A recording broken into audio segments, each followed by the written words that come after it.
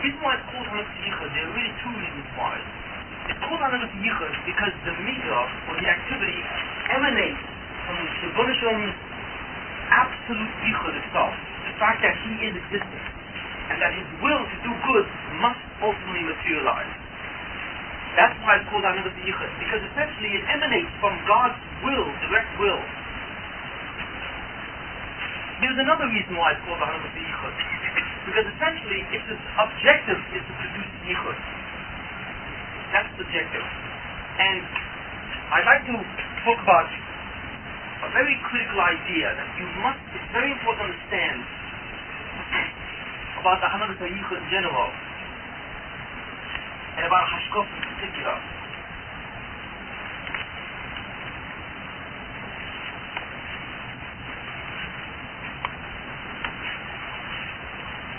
What is Olam Haba all about? What is really Olam Haba all about? We once had a number of lectures on what Olam Haba is. Olam Haba is a situation. Let me just preface it this way. The key to understanding Hashkafa, in a way which is really extraordinary, in a way which is very different than where you normally meet it, is to have the ability to extrapolate from your own experience. In other words, it's to see yourself in a different time and a different place and in a different experience. To understand not only what you are now, but what you can and will be at some future date. That's very important. And to understand that you, as you know yourself, will not be the same person for all time. This is one of the most powerful weapons of the Satan. I think I once went into this, and I cannot overemphasize it more. The person who has this in here, the person who's grasped this concept in his mind, has grasped one of the most subtlest instruments of the Satan in all of creation, and he's already won a good 30% of the battle. Just by knowing what I'm going to say now, I've said it before, by really understanding this, and grasping the important significance of it, you will be enormously ahead of the battle. What am I saying? You all have identity, and you all have experienced the stuff. You all assume that the way you are right now at this point in time is what you are. You think that, look, the way I think, my values, my attitudes, my feelings, my memories, this is me. This is a composite called me, right now. And then essentially I'll always be the same, except that I'll get older, I'll have more memories, I'll have gone through more experiences. Basically what I am now is what will always be me. That is a catastrophic error. It is a distortion on the nature of true consciousness. You see. And the truth of the matter is, I'd like to go into that. It's really a deviation. It's a deviation from what I really wanted, but the truth is, I really should go into that. And I'd like to give you a feel of something which is interesting. We know that in Judaism, there's a concept of reincarnation. You all know that. In Hebrew, that's called Gilgal.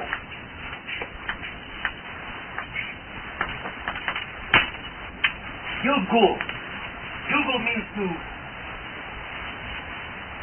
revolve or to go into a repetitious motion.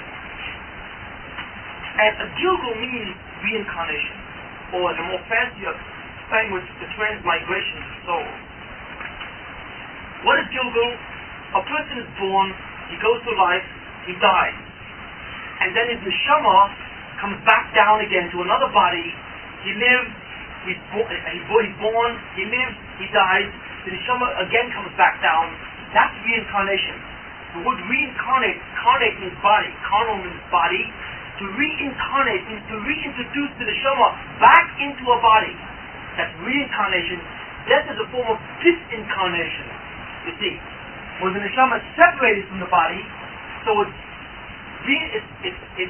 incarnation, disincarnation, reincarnation, disincarnation, reincarnation, and so on. You see how that goes? The neshama goes down to a body, goes up, goes back down, and so on. Now the Vilna Gaon says that it is possible from the beginning of the neshama's creation to be reincarnated 4 times, a maximum of 4 times, no more. That's it. 4 times. I don't know. 4 times. What's that? Total of 5 lives? Who? Reincarnated 4 times? 4 lives. 4 lives. I'm sorry. 4 lives. You cannot have more than 4 lives throughout time, throughout the 6,000 years which are allotted to Olam Hazeh. Olam Hazeh, and now let me say this again, Olam Hazeh, the period from the beginning of the creation of the world until the end of this world as we know it, can only last 6,000 years, no more. Do you know, have I said this before? Let me say it again. From the time of Adam Rishon until the end of the Yemot Mashiach, like before Olam Haba, the Bereshit said that I will allow 6,000 years to occur to see what man does in terms of the sins and so on. That's called the Shis Alpei Shnin. You see, the Medrash says it's the number of places, 6,000 years. It is possible for a person to exist in this 6,000 year frame 4 times. Whatever, sum up. 4 times and that's it.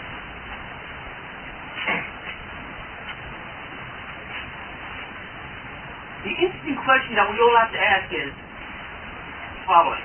Let's take a hypothetical example. Let's say the first time the man is born, right, his name is Yosef.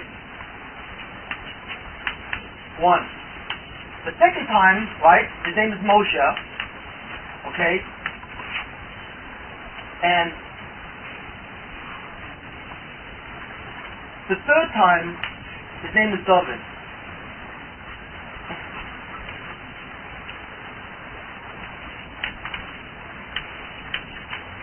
Okay? That's what it is. You see the diagram? 3 reincarnations. The man is lucky. Okay. It stops there. Okay? The question is, who is Yosef? Who is Moshe? Who is David? You know? Is there anything similar between these 3? In other words, if David met Moshe, hypothetically, is it an alter ego of himself? Or are they 4 different people? By the way, is it just like going to pick 3 male names, or it has to be a male from reincarnated? Well, that's the big shot. It's man, the female. That's the whole thing. That's the whole thing. Yeah, well, that's the shot who gets up also. But I don't want to go into those things. Let's take the more practical problem. Can the same neshama meet itself? What? No, it can't. No, it's going to be one of the 3. It can't be. But what I'm simply saying is that what is the continuity of these 3 individuals? What is the continuity? You see. In other words, does David have anything with Moshe or Yosef, really? Or are they 3 different individuals? You see the question? What I'm really saying is, what is the effect of reincarnation on the identity of the person? That's the precise question. How does it affect the identity of the person? Does reincarnation, does Gilgul mean that he becomes a new person each time around? Is that what it means?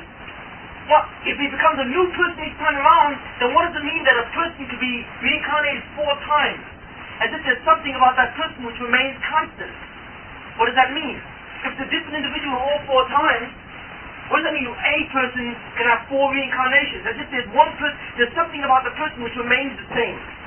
It is obvious that there is something about Yosef, Moshe, and David which remains the same. And there's something which differs. So, there are 2 components to the nature of the person. 1, the first one we'll say there's a constant component, okay? And there's a variable component, okay? The constant component is that which makes Yosef, Moshe, and David the same guy. There's something about that, and we know it's still the same guy. The variable component is that which changes over the different gebulim. What we want to know is what is the constant component and what are the variable components. We see precisely the question? Well, I don't know if that means reincarnation. I mean, what would that mean? Like the neshama, I mean, like you said, it's happy that it goes back up and it comes down. Go back to the same origin like it originally came. What does it go back up for? It goes out, not up. It goes out. It goes out of a body. It doesn't say that you like recycle. I don't know what the neshama is exactly, but if there's something. In a sense, reincarnation means it's recycled, but it goes out of the body and it exists without a body. This is a pure neshama. And then it's recycled by being combined with the body again. It's connected to a body. Understand? The neshama is makusha, it's connected to a body. In between bodies, what if it goes like that? In between bodies, where does it go in between bodies? Yeah. It's either, it could be, it depends. The same place to the original neshama factory? No, it doesn't go back to the original neshama factory. If you want to call the group. It's an obviously some kind of a temporary abode. You see, it could be what? If the person was a very great tzaddik, you see, then that person will not come back down. He will go to a place called Gan Eden. If he was a rosh of a certain type, he will go to Gehenna. But there are certain types of neshama. Most neshamas come again back down. Why? What is the principle of Gilgul? What operates the principle of Gilgul? To give the people another chance. That's really what it is. The reason why people come back down, what's that? It would change the previous record, even though it's not a... Yes, it will change.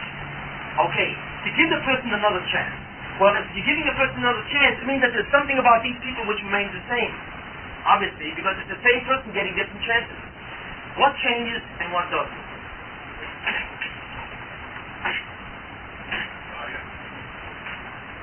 The body changes, and so on. Okay, well, instead of kind of getting to people because it will take too long, and it won't be correct in most cases. First of all, what changes is this. Your intelligence changes, your personality changes. You are not the same personality. Your intelligence changes, your body changes. So you may say, my gosh, then I'm just really totally different guy. That's not true. That's not true at all. Why? For example, let me develop what I have to develop. Hold on to your question first. Let's take, for example, no, questions are good, but let me just develop a point, then you can ask. Let me answer this question. All of us were at one time 3 years old, right? I believe so. Maybe somebody has skipped that age, I don't know. But we were all 3 years old. Let me answer this question. When you were 3, are you the same as you are now? Were you the same person? Well, that's a good question. See, when you tell me, wait a minute, I'm always the way I was, and always the way I'll say, what are you talking about? You know what you were preoccupied at 3 years old? At 3 years old, you were intensely preoccupied with toilet training, right? With clinging to mommy and daddy, with playing or discovering little things in the world, with slowly crawling.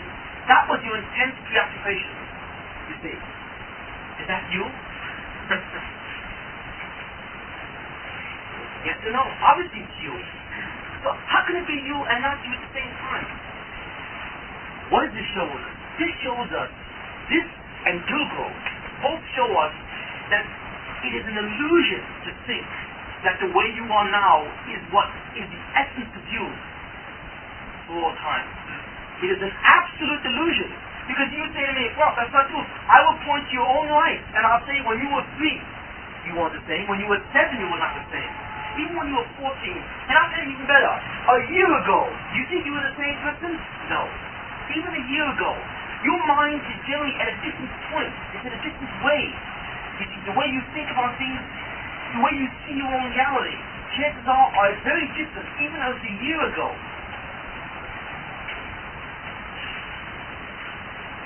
Who and what really remains the real you?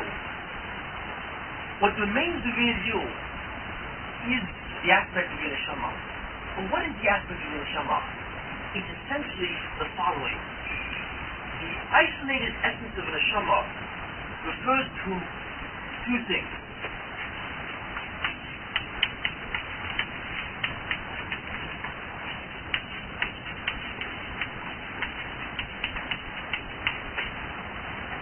What is your perception of truth, and what is your desire to do good? These are the 2 critical qualities of a neshama. If you talk about a guy, right, you say, you want to describe his body, you want to describe his height, his body measurements, his strength, his health. You want to talk about a neshama, you refer to these criteria. What is the desire of the neshama to see truth? What is truth really? What really is truth? Doesn't mean to grab a microscope and start looking on it, or look through the telescope, or whatever have you. That's not truth.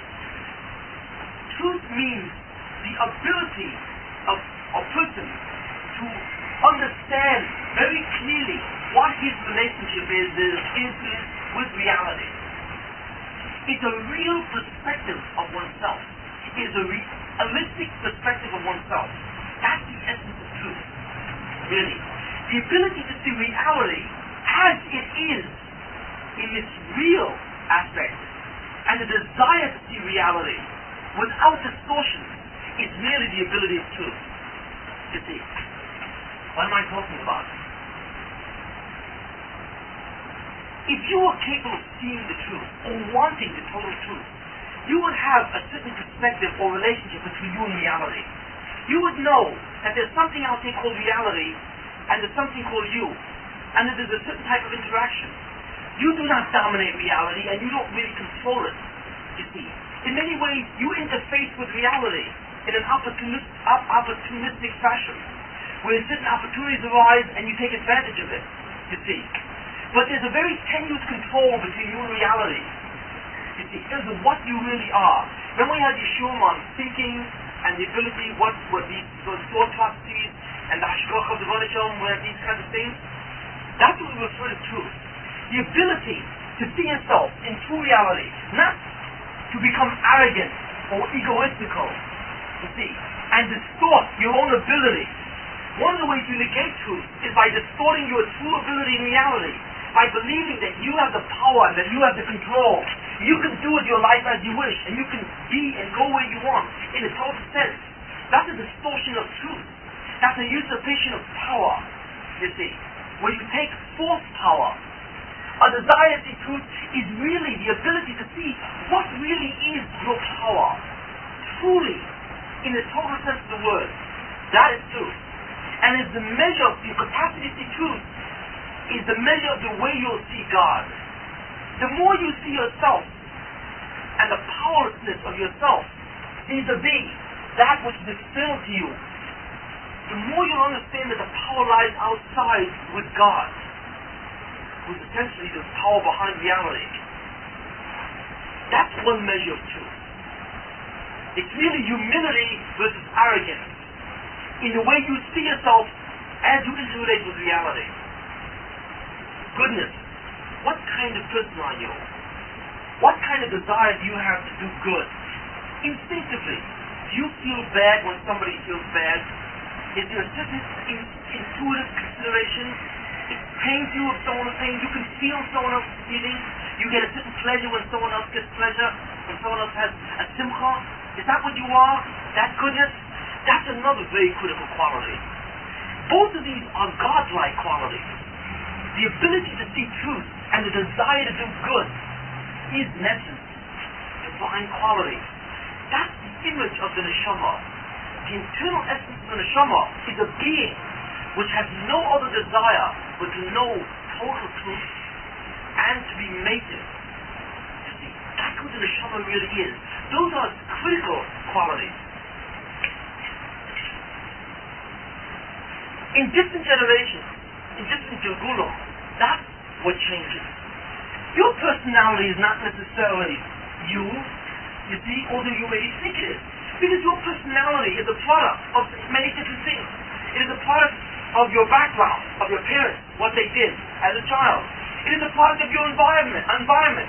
If you were brought up, for example, in America, or let's say you were brought up in Russia, as a Russian child, or in a different place in the world, or in Africa, chances are you have very different types of personalities. You see, the kind of defense structure that your personality will take up, the way you adapt to things, the way you relate to stress, has a lot to do with your childhood experiences and the environment, the opportunities you had as a child. You see, your even sense of self, your sense of your own security, the sense of your own personality is in essence determined really a great deal by childhood experiences and opportunities in the past. You see, whether or not you have a full-blown neurosis and a whopping inferiority complex, low sense of self-esteem, or whether or not you have a very strong sense of yourself, has a lot to do with what happened to you as a child. You see. So you may feel yourself, some people say, well, I'm this kind of a person, I'm a weak person. You see. He's really not a weak person. The personality that he has adopted, or that he wears like clothes, happens to be weak, and he's bound by that personality. But you are not really your personality. Really? Because that could change. You would say, how do I know it changed? Look, people who are psychotic, and let's say undergo medication or therapy. Take a person who's literally psychotic. He's schizophrenic, incoherent. The guy takes Thorazine over, let's say, 2 or 3 months. Suddenly he's coherent. Look, who is this guy? Both the manifestations of his personality. The guy was psychotic. That's his personality. He couldn't take 3 sentences which were coherent, which had a logical association. You see, he hallucinated. That's his personality. You see, and that's the way he recognized himself. 3 months later, on the good treatment, he's a different person. He can talk to you normally. He doesn't hallucinate anymore. He has a sense of his sickness. Well, who is the real guy? The psychotic version or this version? You see what I'm saying? Personality can be altered. Even a person who's not psychotic, a person who, let's say, has a certain type of characterology, he has certain types of traits. And let's say he goes to therapy or whatever have you, and then when he gets older, his traits change. All of us know, for example, as younger people, we may have been much more insecure. But as we go through life, right, we have more experiences, we find ourselves reacting or responding to situations totally different than the way we would have done years before. We find somehow we're much more secure about things, we act in a much more mature fashion. Well, who is the real you? The immature version or the mature version? You see what I'm saying? Hence, personality is very much subject to childhood experiences, culture, and adult experiences. And it's constantly undergoing change. You see, what remains the same? What really remains the same? What remains the same is the inner personality, the inner self. And the inner self is truth and goodness. If you look at 2 children, one seems to be 2 small children. Let's see, 2 and a half. And many times you can see differences in their personalities at that age. One child is very selfish, has a certain cruelty to them.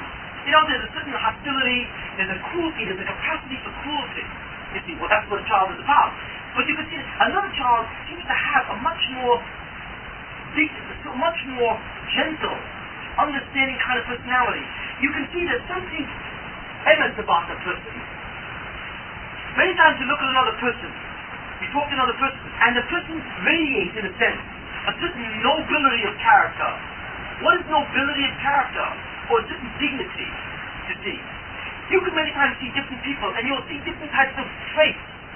But fundamentally, when you look into a person, and you say, what is this person really about?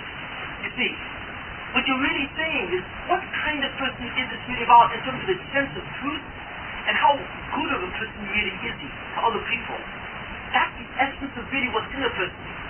Everything else changes around those 2 foci.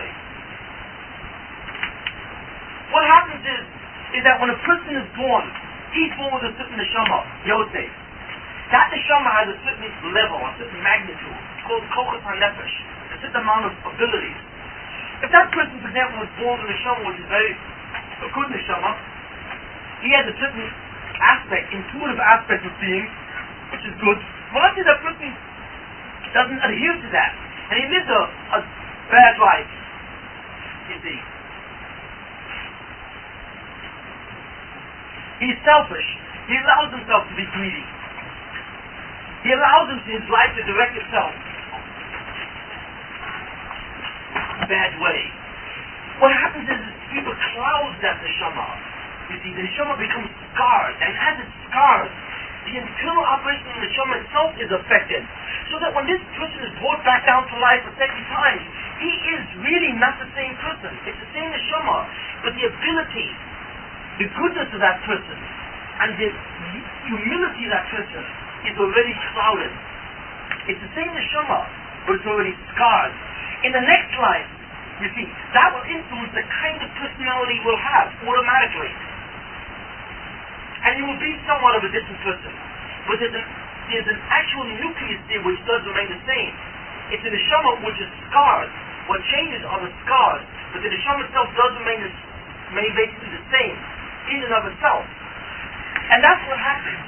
If a person, for example, is born with a neshama which is at a certain level, but he preoccupies himself and he's engaged in very good activities, he constantly attempts to ennoble himself, What will happen is these neshama by the end, and his personality will reflect a much higher level of value and dignity. If he is brought back, this second person will be a much greater person than this one was at the outset. You see. Thus we see that this is an illusion.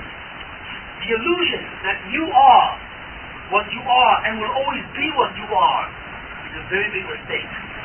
The fact that you think that the drive that you have now, all of us have drives, and we have things that we consider important. These are called values, and they're attitudes. You have a set of values, you have a set of attitudes, you have a set of drives. These will change throughout your life. What you consider to be important will change. Those things which are considered important to get a hold of or to experience will change in your lifetime itself. It is the sudden or is the tendency of a person to believe that what he is now will remain eternally. That the sudden really holds the person that way. Because if the sudden can convince you that the way you are now is the way you'll always be, you will never believe that change is possible. And that's what he fears. And Satan does not want to let you change. What's the best way to stop a person from changing? By making him believe that no change is possible. You see, that you cannot alter your character traits. You cannot alter your perception of truth or your drive. If the person can convince you of that, you will make no effort to change. You will stop what's called the avoider. You will not be involved in the key thing of Judaism, which is to constantly grow and become better. You see what I'm saying? That's what the Satan actually does. Based on this essential concept,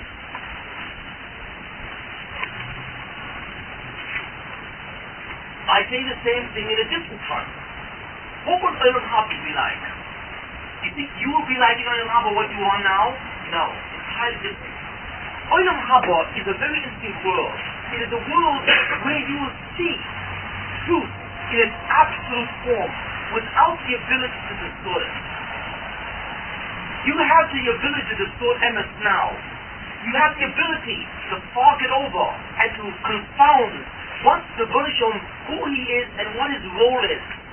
The Bonishom has hidden himself, you see. He doesn't reveal himself. You look outside, you look at this world, you cannot see God at all. You cannot see where he is and how he operates whatsoever. You do not know what events he determines. He hides himself from all events, so that it looks like these events transpire by themselves. You see.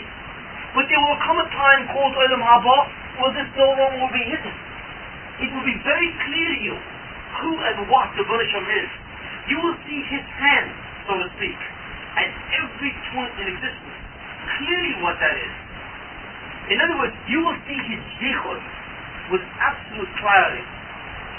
The perception of that yichud is the greatest simcha which is possible. That's why Olam Haba is a place of joy. What brings joy? The perception of yichud. That is what the joy is. The perception of pure truth is the perception of pure beauty. And that is the greatest simcha of all. So truth and simcha, or joy, are intimately connected. That's an extraordinary experience. What I'm really saying is that there will come a time when you will be an entirely different being.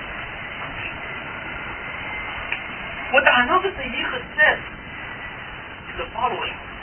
When the Bonishim created the world, as I said, he created the world so man can earn Olam Haba. It was his intention, the Bonishim, to take a person, the neshama in combination with the guf, and to put him in a place called Olam Haba, where he can experience this joy for all time. The experience of this joy is the experience or the perception of complete truth without any distortion. That is an incredibly ennobling experience. And although I won't go into it, for example, when you listen to beautiful music or great art or anything which you consider very incredible, all this is the perception really of truth in different forms.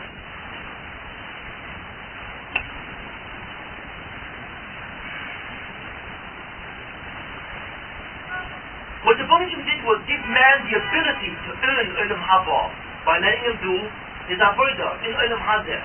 we've discussed this many times. Man has the ability to destroy Olam Haba.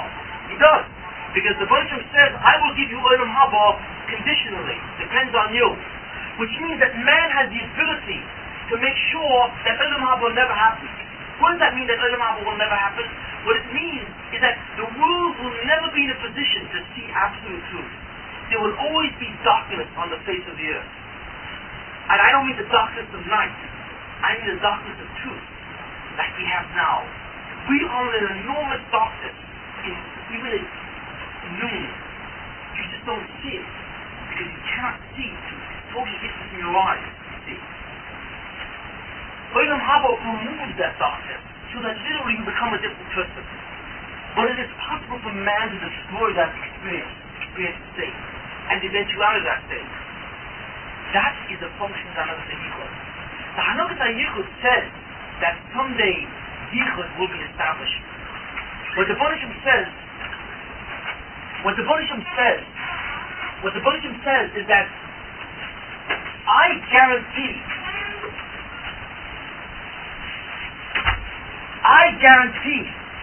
that my Yichud, the truth of my reality, the truth of reality itself, will someday become entirely visible. Where the Baruch says, I guarantee that someday Olam Haba will exist. That's the real function of the Hanagas HaYichud. You see. Just like the function of the Hanagas HaMishpat is to establish din or justice, so that you will not get Olam Haba unless you earn it. The function of the Hanagas HaYichud is to establish of Olam Haba, that there will exist a time and a place where Yichud will become totally visible, or absolute truth. This darkness will be dispelled. You see, that's the thing. That's what the Hanagas HaYichud means. It is a guarantee of Yichud, of a time of Yichud, or a time was defined, was called Gilu Yichud. These are very important words.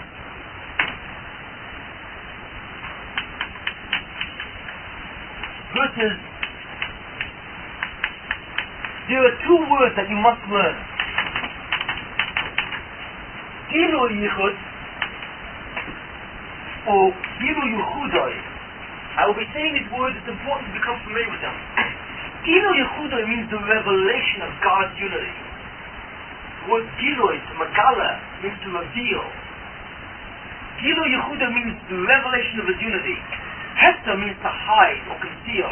Hester Yechudai means the concealment of His unity. What is the concealment and revelation of His unity? Whether or not you can perceive truth. These are the words. You must remember, when God reveals His unity, what does that mean? It means that the Baruch allows you for the first time to really understand and see clearly what is happening and how it is happening. Your life is no longer a mystery then. Things which happen are no longer mysteries. You are able to see things exactly like the Malachim see it, with total clarity. You see, that's what Gilu Yichud means. To be in the state of seeing something with total clarity is to be in a state of enormous joy and simcha. It's synonymous. To be in a state of Hester Yichud, in a state where that Yichud is concealed, is God not allowing you to see how He runs the world and how things are determined. You see. So you walk around in a world of fog, so things appear to you chaotic in chance events. It's random events. You don't realize, but the perception of reality in randomly is a painful experience. It is. It's very painful. Which means that whether God reveals the true source of reality Himself, His Yichud, or conceals it, has a great deal to say of how you're going to experience life. The more He reveals true reality as it is, the more your life becomes the simcha. The more He conceals Himself, the more your life is the star, tremendous star.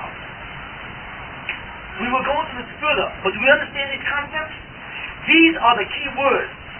Gilu Yechudai, the revelation of His unity, or Hester Yechudai, the concealment of His unity. Unity in this sense means truth, the perception of real and absolute truth.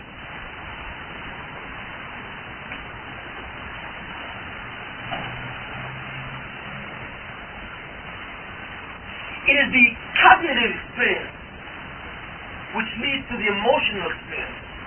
And that's the key to Ilm Haba. The cognitive understanding of what Ilm Haba is like leads to the emotional feeling of joy or not.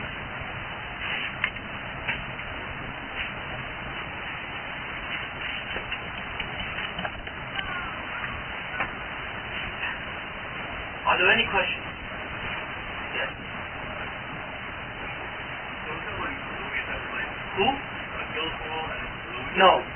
No. One is the Gilgal. Gilgal is a Rubonim. The Galgal means to revolve, or go around in circles. A Gilgal is a sphere, and Gila comes from the word Gila. One is this word, and the other is this word. Gilgal, Gila. I mean, this means to reveal, this is to revolve, or repeat. They're different words. They actually have a different cherish.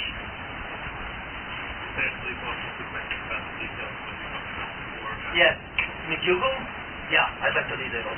This is not the point. I just want to show you the notion of continuity, the concept of continuity itself for the experience.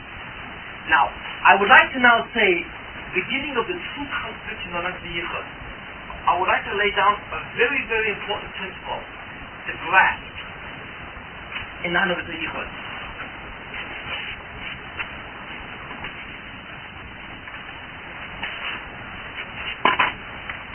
The ultimate goal is what? Is a state called Gilui Yichud. Right? This is Olam Haba. We understand the words. How do we get there? How do we get there? Well, there are two ways to get there. Two ways. One way is the way that God prefers. It is a preferential way. The other way is the way that God does not prefer, but what He Himself employs to get there. There is way one and way two. Okay? Let us study both of these ways. Way one. You get there on your own. You get there by yourself. Okay? In other words, you get there by your own activity. Man. Way two, you don't get there at all. God brings you there. Okay?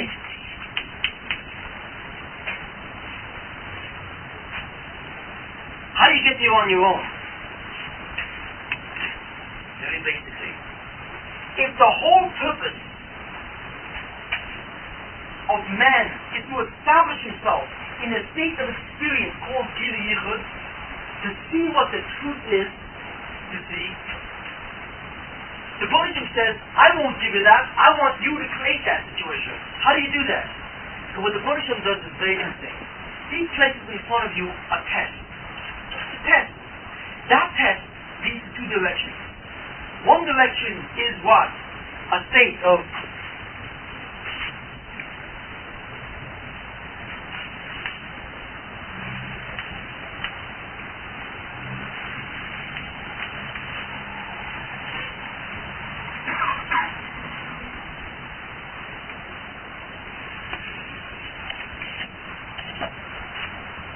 the dynamics. What we're really going into for the first time is the dynamics of human history itself. We're going to begin to look at the actual way it works. God creates man, you see, and gives him a mitzvah. For example, the Buddhism created Adam, the first man, and said, I don't want you to eat from the Eitzah, from the tree of knowledge. You can eat from any tree in this garden, but don't eat from the Eitzah. That's what he says. He gives him a mitzvah. Thou shalt not eat from the Eitzah. Right? That's a negative commandment.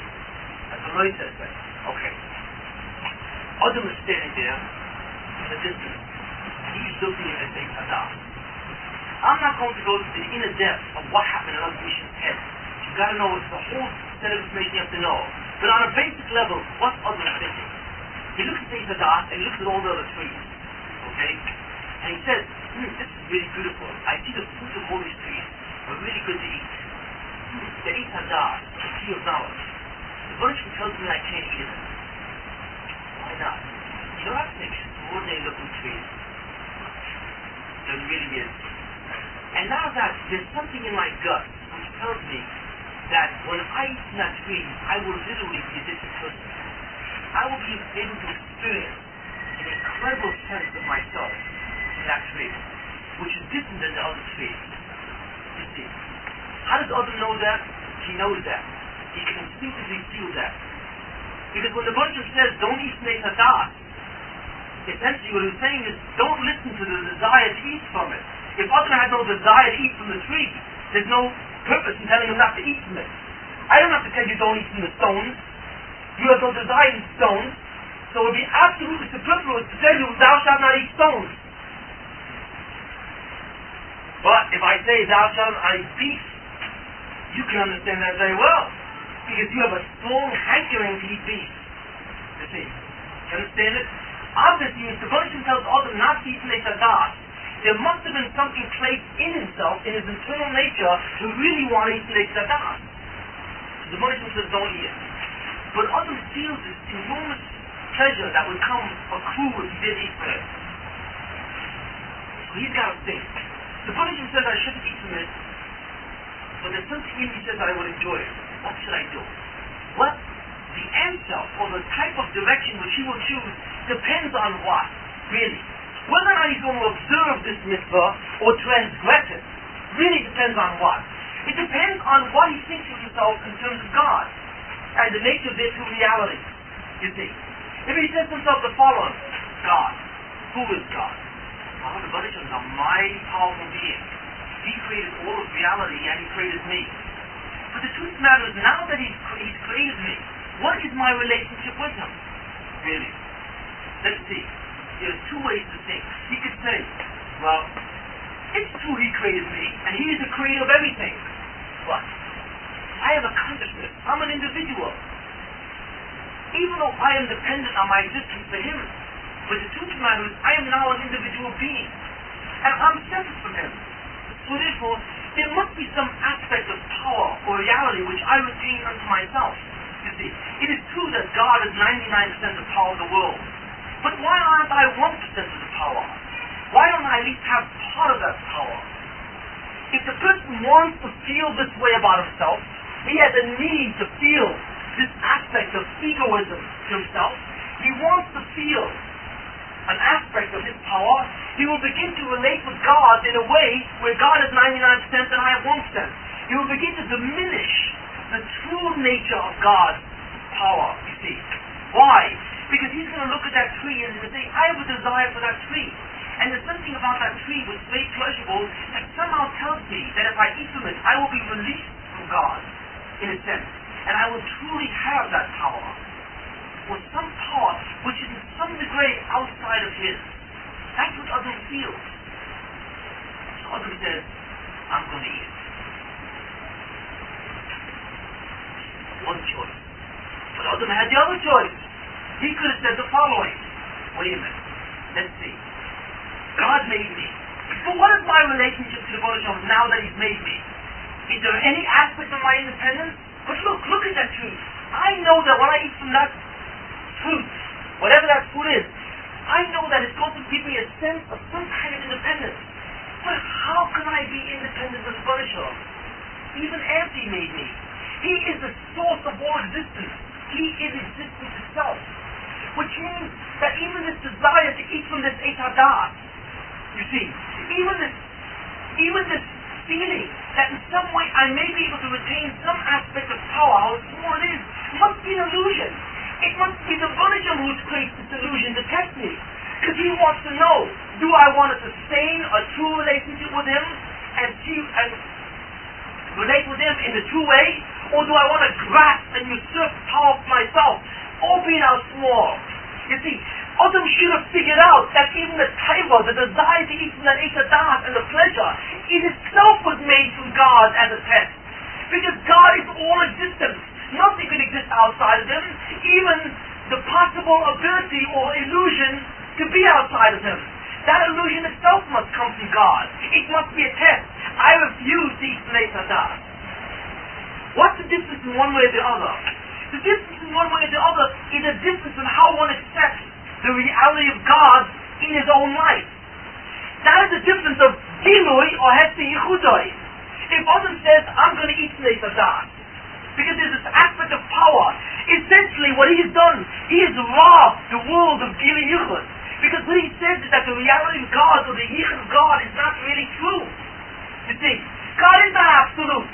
He may be super, but he is not absolute. If he's not absolute, I have an ability of some power.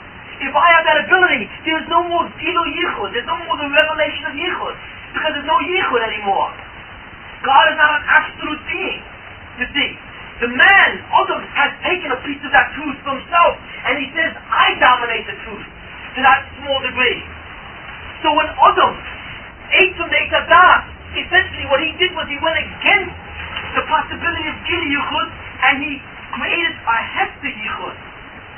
You see, transgression leads to a Hester. But if Adam had not done that, and he didn't eat from the Hadas, and he would have said, no, I realize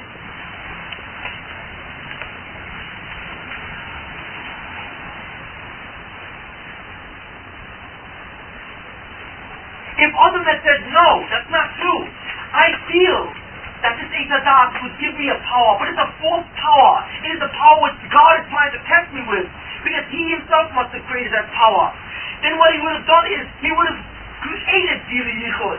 By refusing to eat from the Hadas, he would have acknowledged the absolute authority of God. You see? So in other words, what lies in every mitzvah, really, is to acknowledge the reality of God or not in its true sense. It's God versus man. That's really where it is. When the snake or the Nachash came to Chava and he told her, why did you eat from the Hadas?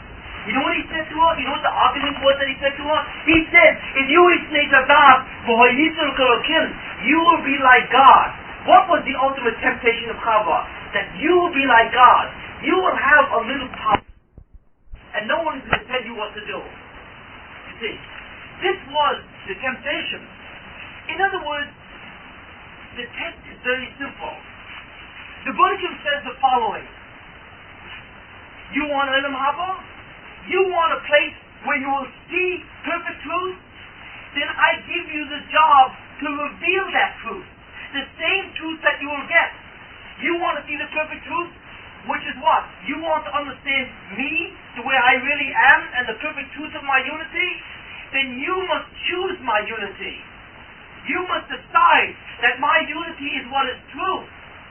If you decide that, then by your own decision, you will force the world to elevate itself to a new level of Gilui Yichud, and you will literally create Olam Haba with your 10 fingers.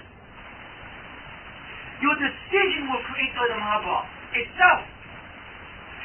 The decision to see God in terms of His true reality, to Megalis Yichud, will create a new world where the only thing that exists is Gilui Yichud. You will create Olam Haba. How? By doing what already is in Olam Haba. By going through the choice of Gilui Yichud, you will create the situation of Gilui Yichud. You see? So man actually was given the same job as the reward. The avodah, or the effort, is exactly identical to the reward. It's not two separate activities. It's not stand on your head and I'll give you a $10 bill. You see? You know what I mean? It's that, take this $10 bill, go for it, and you've got the $10 bill. You see what I'm saying? The effort is the reward. You want Gilui Yichud? Establish Gilui Yichud. It's your choice. But what happens if you don't? What happens if you refuse to establish it? Then you will establish Hester Yichud. If you transgress, you will then bring the world, you will sink the world into a deep state of darkness. You see, by your own hands, you will create the darkness yourself, by your very choice. Adam was given the ability to create Olam Haba or to destroy the world. He was given the ability to create a world of total Gilui Yichud or to create a world of Hesed Yichud. How? By the very decision of a mitzvah itself. Because a mitzvah addresses the very question of Yichud HaBorei, of the Yichud of God. You see the point? This is the thing. Hence, that's what Adam's saying. So Adam could have created what? Gila Yichud by the observance of that mitzvah. If he would have done that, he would have created a situation of Gila Yichud, which is Olam Haba, right? Through the observance. Man would have done it through his deeds. Through his own maisim. He would have created Olam Haba. That's the way the Baruch Shem wants it.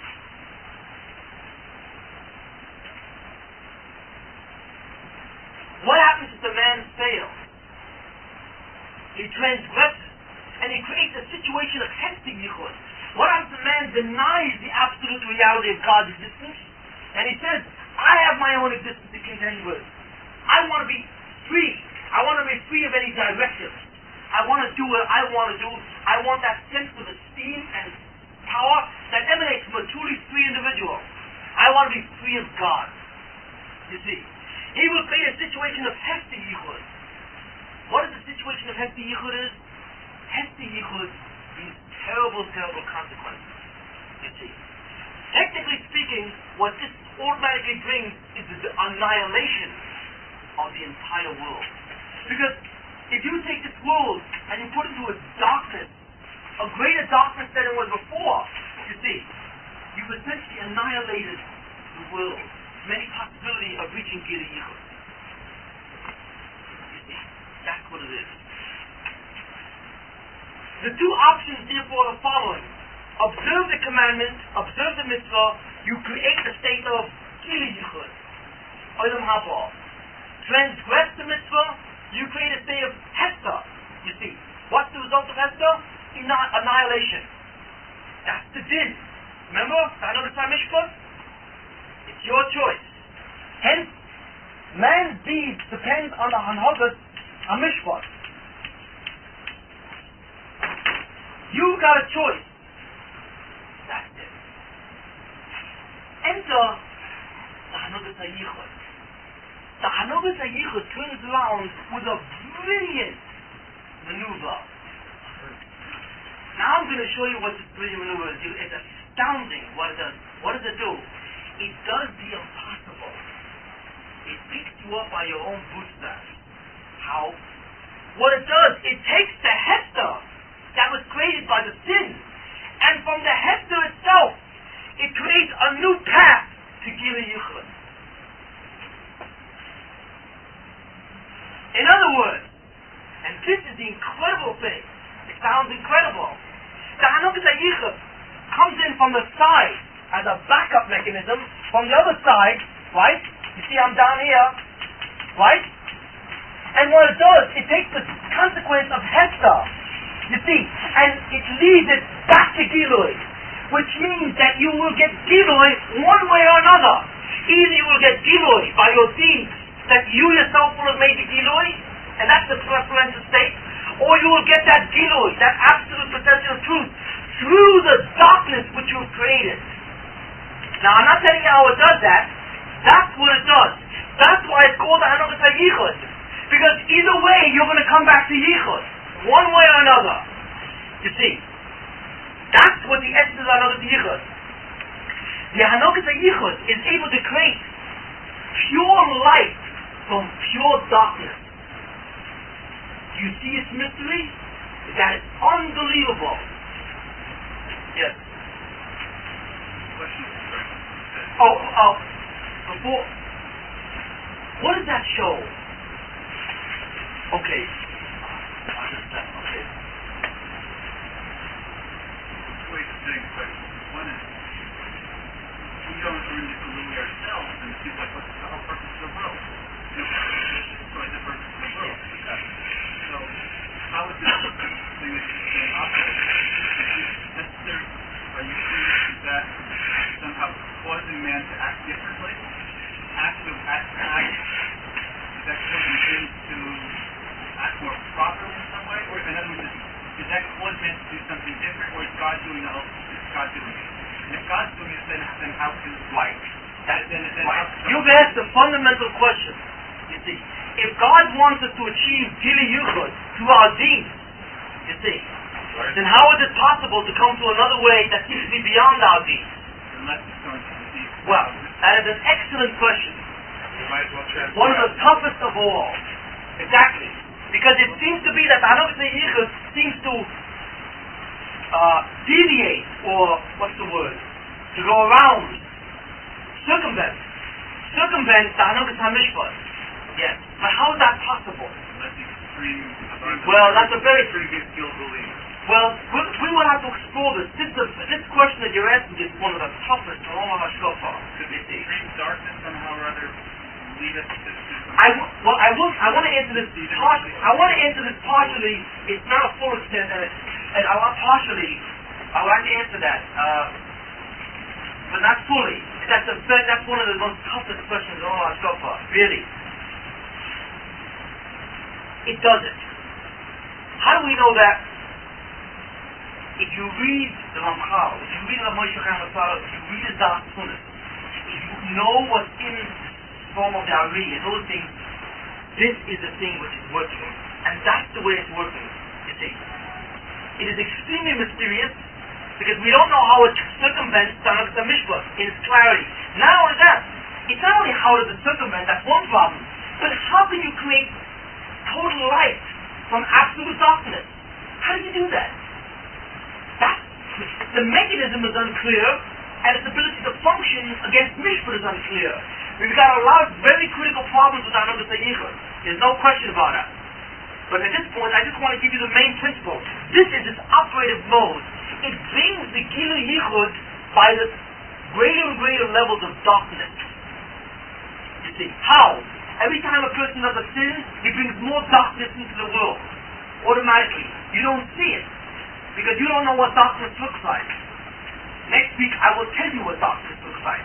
And you will know what I'm talking about. We will go into a detailed description of what that Choshech really is. To know what that darkness is. And believe me, it's darkness. You know, when you live in a room, if you're brought up, if you're born, and you live in a room which is pitch black, that view is light. Isn't it? You see? But could you imagine if I took you out of that room and I brought you to a room with real light? You just couldn't believe it. It was astounding. You know? Or Chas v'Shalom, if a person's born blind. To him, there's no such thing as sight. The sight is ridiculous, but it's sight. But let's say, for example, some incredible operation, something to regain the sight. He was born blind, let's say, and the first 30 years of his life, he was always blind. He didn't know what it means to see. One day at 30 years old, there's a new operation that's discovered that fixes up whatever the problem was, and suddenly he sees. Could you imagine his experience? That is the same experience that you will have someday when that Gili Yichud happens. Because we all live in a room which is just about pitch black. Next week I want to describe what that room looks like and what a room of light looks like. We've got to go into the details of that. It's very critical to know that. What I simply am doing this way is to show you the two ways. The way of the Hashkafa Mishpat through the mitzvah, the observance or transgression of a mitzvah. That's the way of the Hashkafa Mishpat, where God says, I leave you to man to do the job. You Megali Yichud. Or the Banishim says, if you can't do that and you bring Hester, darkness, then I will see to it that from the darkness itself will come the light. We've got questions with that. Fine. But let's first see the structure. Let's understand the structure. There are very few people that realize the structure. This is an incredibly mysterious structure, you see. There is a famous medrash, and I'm sure some of you may have heard it, some have not, that points this out. See, there's a medrash that says that the Mashiach will come either in a generation which is Kula Zakai or Kula Chaya. I don't know if you heard this medrash, let me say it in English. The medrash says that the Mashiach will come, you see, either in a generation who are complete tzaddikim, or in a generation who are complete Rishonim. That makes no sense. But now you understand the medrash. Which one is the one who completes tzaddikim? That's where man brings the Mashiach by his efforts. If man does the mitzvahs, and mankind collectively and individually do the mitzvahs, they themselves bring the Mashiach. That's what it means, Kula Zakoyim. that the entire generation of Pilgrim Tzaddikim, or the Bonishim said, I will bring the Mashiach even if you are all Rishoyim. How? When there's total hester. That's the other path. Is the exact same light? Or is there some quality? There's differences. But for all practical purposes, it's the same light. It is the same light. But because of the there will be differences. We are right. Quality. Yes. Yes. Maybe I missed it. I don't get any answer to the question. I didn't answer it. I didn't answer your question. I mean, No. the basic thrust of it. God created the world. They study light to earn. Yep. To earn, right? What is the basis of this in terms of what? There are many psukim. I'll tell you what you do. I want to bring this next week. I'll bring these psukim. That's what's troubling me. I'd like to know that more than What is the thing? The mystic of the mystery is the mystery, you know.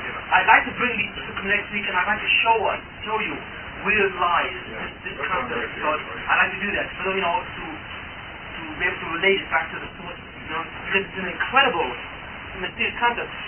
How many people were aware of this concept before tonight, really? But even if you would study tomorrow, it's very hard to know this. Because it's usually not, it's not openly connected into this. Yes.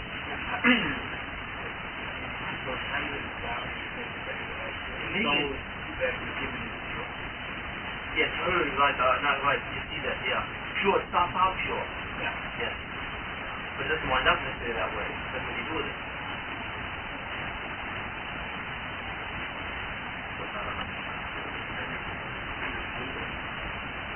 Oh, you may come to that. Oh, yes. But the assumption is the soul which you start out with is pure, but you can damage it. At the very beginning, before the first incarnation. There are many, next week, there are many references to the Hashkafa in davening and in the Chumash. We will look at some of them. You will see all of your davening. In fact, you don't realize that probably 50% of your tefillah all relate to this. Dark. Yes, you just don't, you have to notice it. And you see, I will show you all the Shemona Esrei. If you're not familiar with the things, you just don't notice it. But you'll see that in many cases, turning the transgression into life. Yes. Well, isn't there also a tremendous amount of pain and suffering that goes along? Isn't this really the mishpat? Well, that's what we're going to have to analyze what that darkness really is. How that's... there's got to be a price to pay for going that direction. Otherwise, pain is only one aspect of it. There's more than just the concept of pain. There's something what's called the darkness itself, which is called Tiburis. So we'll go into that next time. The darkness itself has a quality in it that it was able to override different things. The way it was constructed. Actually in the dark? It's in the darkness itself. Not like God is adding something that's already in the... in the darkness itself. It's a very...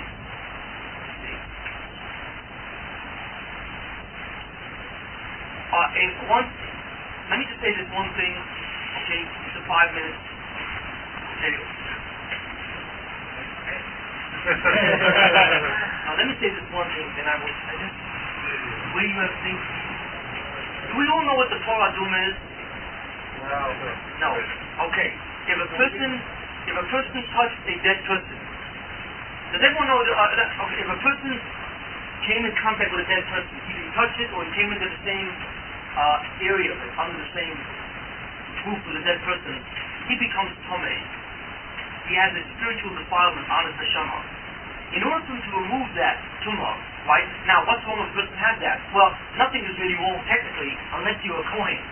You see, or even if you're not a Kohen, first of all, a Kohen cannot become Tomei. A Kohen cannot go into a cemetery.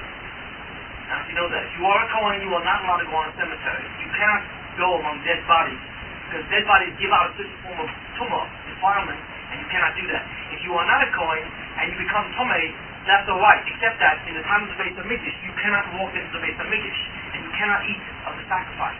If you did, you will have courage, very severe. Which means that it is very important for a Jew to be tahor. Okay, now if somebody became defiled from a dead person, he became Tomei. How do you remove that tumah? Well, there's only one way to remove that tumah. The way to remove that tumah is called the Torah Duma. But what has to happen is you have to take a red haifa, heifer, which is a young cow, a young cow who is red, brownish red color. It has to be perfectly red. And what they would do is they would sacrifice that cow on the Mizbeach, and then they would burn the cow at its ashes. After it was dead, of course, and they sacrificed it, they would take the body and they would burn that body, and they would take those ashes, right, and they would mix it with water, spring water, and they would have a certain type of solution with the ashes in this water. And what the Kohen would do is he would take a certain branch, a Hashkafa branch, and he would dip it in this water and he would sprinkle it on a person who's Tomei, and if that happened, the person became Tohar. That's the only way to get rid of that. So if a Kohen became Tomei, the only way to get rid of that is by going through the Torah Duma. We do not have a Torah Duma anymore. The ashes, the last of the Torah Duma ashes, there were 9 Torah Dumas. There are no more. The 10th one will be in the time of Mashiach. The last one ended about 400 or 500 ACE. Okay. What happens is that when you take the water and you put it on a person who is Tomei, he becomes Tohor, pure. But there are certain other things after, but the critical thing is this kind of thing. Now, what? Now, if somebody came along, let's say, another guy that had nothing to do with it, and he was Tohor, he was pure, he came along and he looked in the water and he touched the water, he becomes Tomei. So the incredible thing is, the same water can purify someone who's Tomei and defile somebody who's pure, which is an absolute contradiction, you see. The mystery of that contradiction lies in that of the Yichud. Because that does the exact same thing, you see. Right?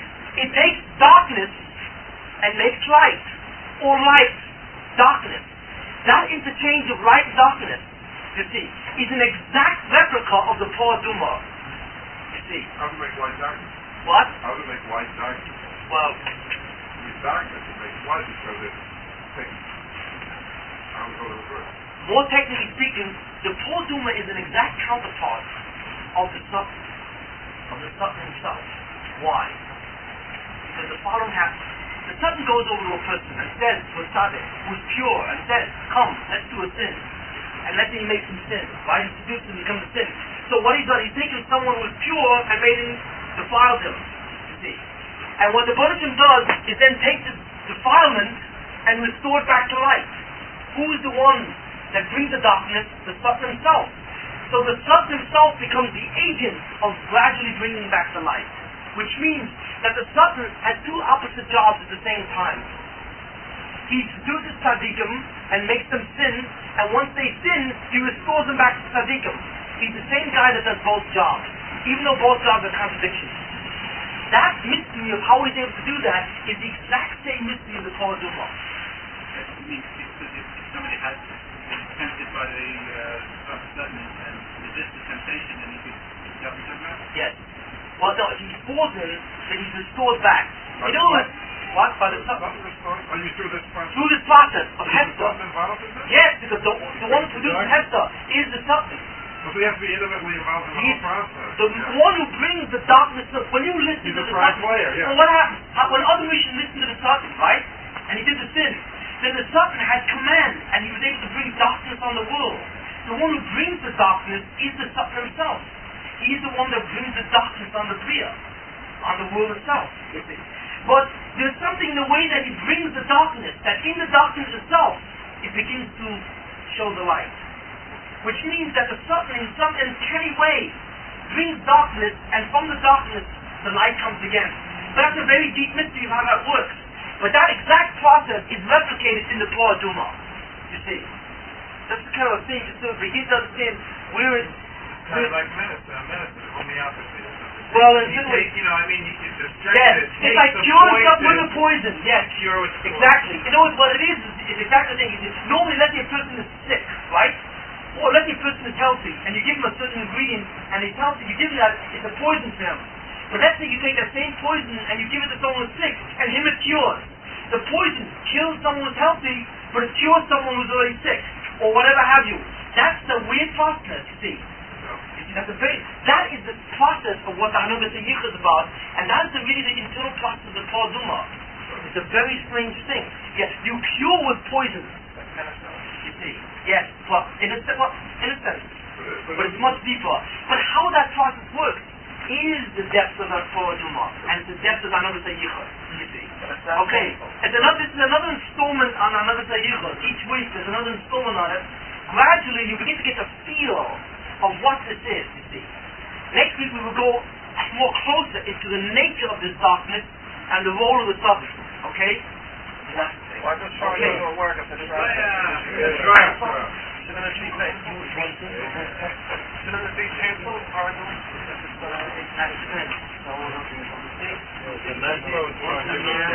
Yeah, exactly.